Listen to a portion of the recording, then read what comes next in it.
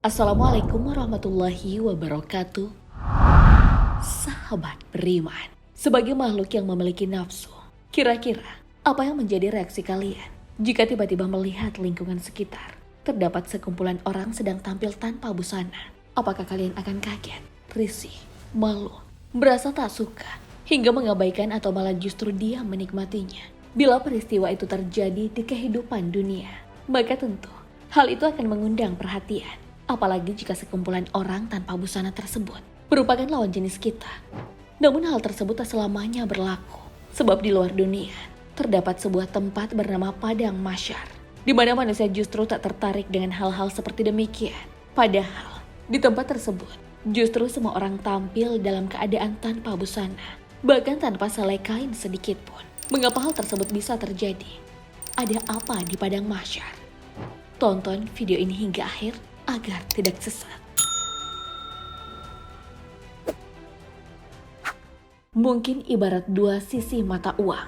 Nafsu dan manusia tak bisa dipisahkan satu sama lain. Kedua hal tersebut merupakan wujud yang saling terpaut, di mana nafsu hadir untuk mendorong manusia dalam berbuat, sementara manusia bertugas untuk menangkap segala kejadian indrawi, lalu mengoperkan sinyal kepada nafsu.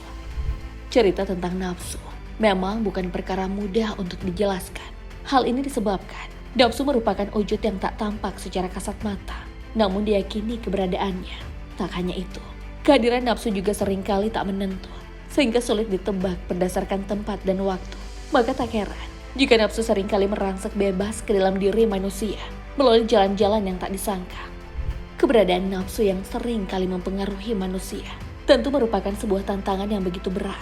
Hal ini dikarenakan banyak manusia yang terjerumus karenanya, bahkan tak sedikit malah diperhamba olehnya.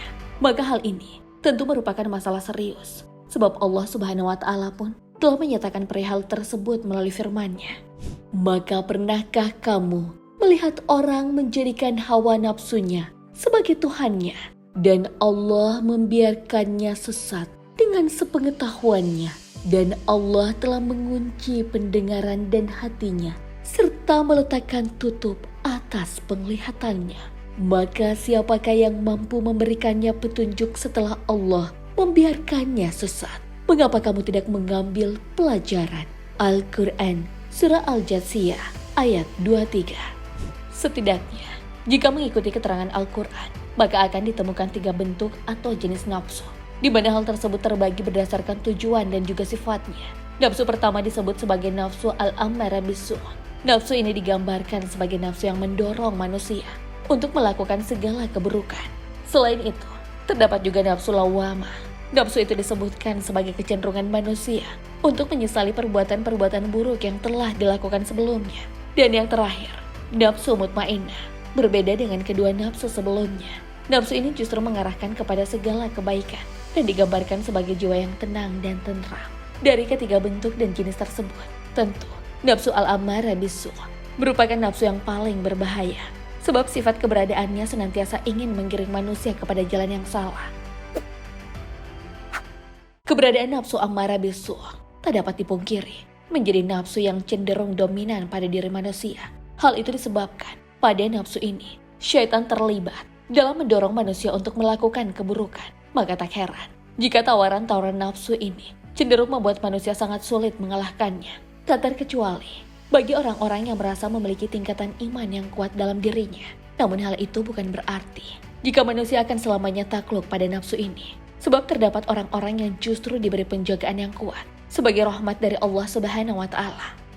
Melalui firman-Nya, Allah Subhanahu wa Ta'ala mengungkapkan bagaimana cerita tentang Nabi Yusuf alaihissalam yang pernah dituduh berzina dengan istri seorang raja. Dan aku tidak menyatakan diriku bebas dari kesalahan, karena sesungguhnya nafsu itu selalu mendorong kepada kejahatan, kecuali nafsu yang diberi rahmat oleh Tuhanku. Sesungguhnya Tuhanku Maha Pengampun, Maha Penyayang.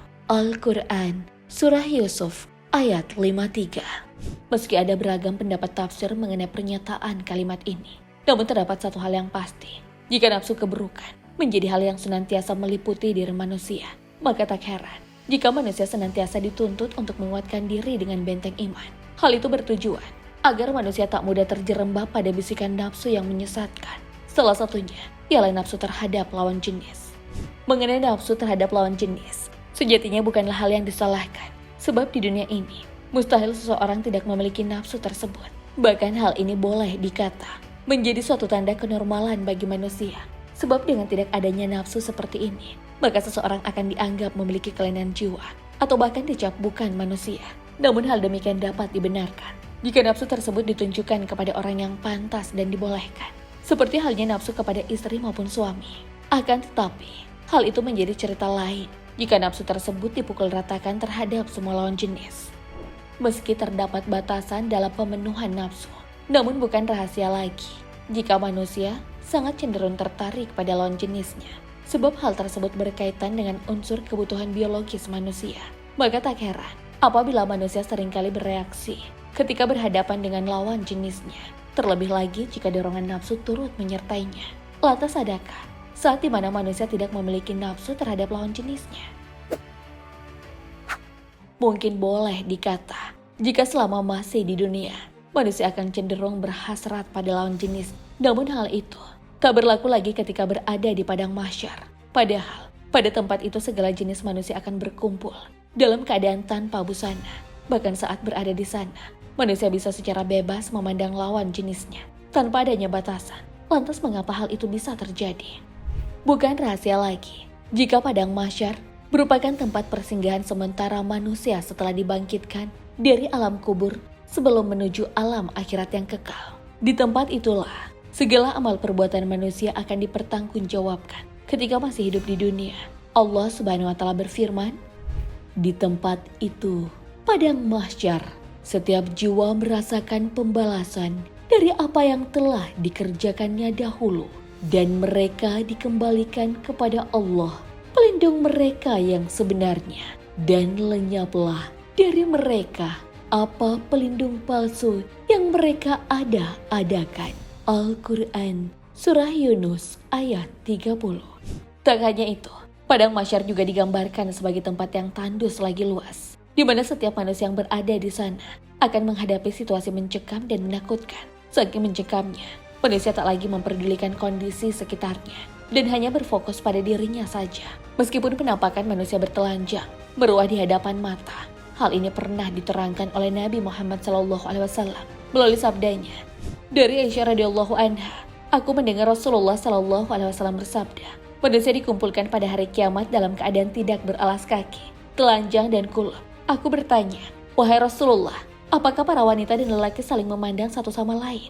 Beliau menjawab, wahai Aisyah, permasalahannya jauh lebih sulit dari sekedar saling memandang satu sama lain.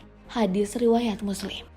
Dari keterangan Nabi Muhammad SAW terkait hal ini, sebagian para ulama menjelaskan, jika nafsu sebenarnya masih dimiliki oleh manusia saat berada di padang mahsyar, namun karena ketakutan yang lebih tinggi atas apa yang bakal terjadi pada dirinya, maka manusia tidak lagi memperdulikan hal tersebut. Bagaimana tidak, pada saat itu manusia akan melihat siksaan yang begitu dahsyat.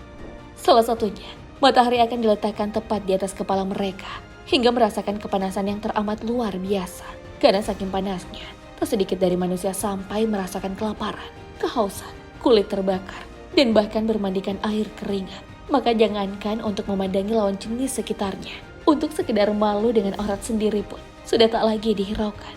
Sahabat, jika membayangkan keadaan manusia saat berada di padang mahsyar, tentu membuat kita menjadi harap-harap cemas. Hal itu disebabkan tak seorang pun dari kalangan manusia yang bisa lepas dari pertanggungjawaban akhirat. Maka dari itu, pilihannya ada dua, ingin menjadi manusia yang selamat atau justru menjadi manusia yang tersiksa di masa kelak. Semoga Allah senantiasa menuntun kita dengan rahmatnya kepada jalan yang benar. Allahu a'lam bishawab. Wassalamualaikum warahmatullahi wabarakatuh.